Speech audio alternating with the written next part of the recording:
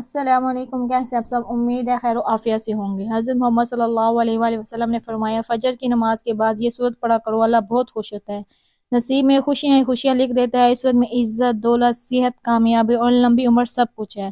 فجر کا وقت وہ روحانی لمحہ ہوتا ہے جو نہ صرف دن کی ابتدا کرتا ہے بلکہ انسان کی روح، دل اور قسمت کو بھی نئی روشنی عطا کرتا ہے۔ یہ وہ مقدس گھڑی ہے جس میں زمین پر سکون چھایا ہوتا ہے، ہوائیں گواہی دیتی ہیں، فرشتے حاضر ہوتے ہیں اور اللہ تعالیٰ کے دربار سے رحمتوں، برکتوں اور مغفرتوں کا نزول ہوتا ہے۔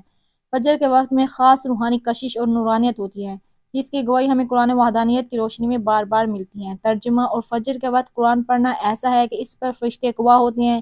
اس آیت مبارکہ سے واضح ہوتا ہے کہ فجر کا وقت اللہ کے قریب ہونے کا خاص موقع ہے۔ یہی وجہ ہے کہ نبی اکرم صلی اللہ علیہ وآلہ وسلم نے اس وقت کو غفلت میں گزارنے سے منع فرمایا۔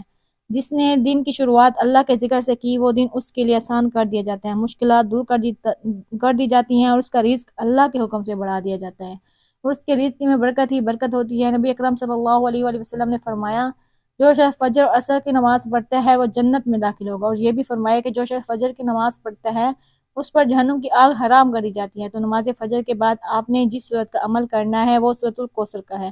فجر کے بعد سورۃ الکوثر کی تلاوت ایک ایسا روحانی خزانہ ہے جو دنیا اور آخرت کی ہر نعمت کا دروازہ کھول دیتا ہے، جس سے رزق میں برکت ہوتی ہے، پریشانیاں، مصیبتیں اور آفات دور ہوتی ہیں۔ سورۃ الکوثر کو پڑھنے کا طریقہ یہ ہے کہ نماز فجر کے بعد اگر آپ چاہیں تو جائے نماز پر بیٹھے بیٹھے اس عمل کو کر سکتے ہیں۔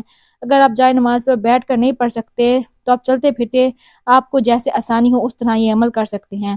آپ نے اس عمل کے لیے کچھ احتیاطیں بھی کرنی ہیں۔ آپ نے جھوٹ نہیں بولنا، غیبت اور چغلی سے پرہیز کرنا ہے۔ سب سے پہلے درود شریف پڑھنا ہے۔ آپ درود پاک کوئی سا بھی پڑھ سکتے ہیں، آپ بہتر یہ ہے کہ آپ درود ابراہیمی پڑھیں۔ اگر وہ نہیں پڑھ سکتے تو آپ صلی اللہ علیہ وآلہ وسلم یا جو بھی درود آپ کو یاد ہو وہ پڑھ سکتے ہیں۔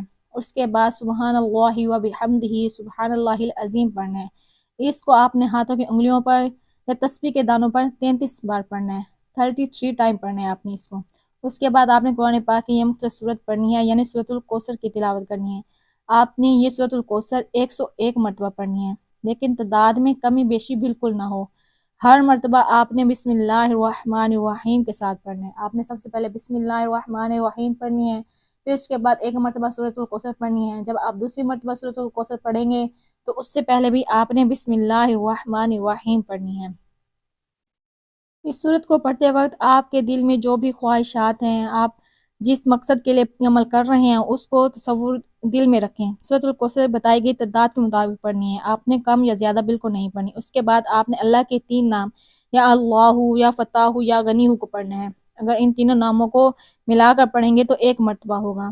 آپ نے ان کی 1 تسبیح کر لینی ہے اور بعد میں درود شریف پڑھ کر اپنی حاجات پیش کرنی ہے۔ آپ جس مقصد کے لیے پڑھ رہے ہیں اس مقصد کو ذہن میں تصور میں رکھ کر پڑھیں گے اور آخر میں اس مقصد کے لیے خاص دعا کریں گے۔ انشاءاللہ تعالیٰ آپ جس مقصد کے لیے پڑھیں گے، رزق میں برکت کے لیے پڑھیں گے، آپ گھریلو ناچاہ کے لیے پڑھیں گے، اولاد کی اپنا فرمانبردار بنانا چاہتے ہیں یا اولاد کی کامیابی کے لیے پڑھیں گے، تو انشاءاللہ تعالیٰ آپ کو اس مقصد میں ضرور کامیابی ہوگی۔ انسان اور بہت سے مسائل و پریشان و مشکلات میں گھرا ہوتا ہے، آپ ان سب مشکلات و پریشان کے لیے پڑھیں گے تو انشاءاللہ آپ کو آپ کی تمام مشکلات و پریشانیاں دور ہوں گی اور آپ کے مقاصد میں کامیابی ہوگی۔